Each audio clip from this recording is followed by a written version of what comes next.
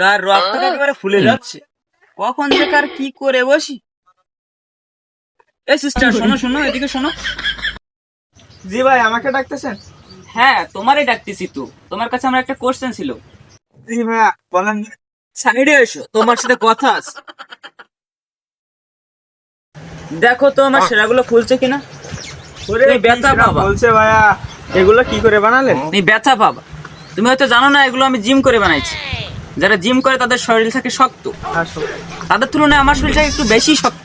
ঠিক আছে, তুমি ইচ্ছা করলে দুটো ট্রায়াল মারতে পারো, মানে পাঁচ মারতে পারো। ঠিক আছে, আমি মারলে আপনার হাত ভেঙে যাবে না তো? কি যে বলো, তোমাদের মতো একটা ফুসকো হাতে ফুসকো পোলা ভাই আমার এখানে কি করবে। জিম করছি, জিম করে লোহার মতো বডি বানাইছি, লোহার মতো। ঠিক আছে, তাহলে ভাই একটা মারি। না না, তুমি একটা মারো না, তুমি দুইটা মারো। আমার আবার ডাউট হইতাছে তোমার হাতটা ভেঙে যায় কি না। আরে ভাই, তাহলে একটা মারি। ঠিক আছে, মারো।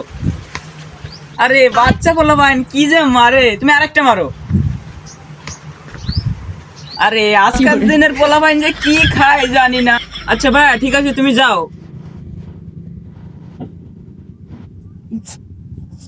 আমি শিওর ওরা পালোয়ান ছিল। সমস্যা নেই, হোল্ড করো। চলো চাইনাই জিম করতে চাই।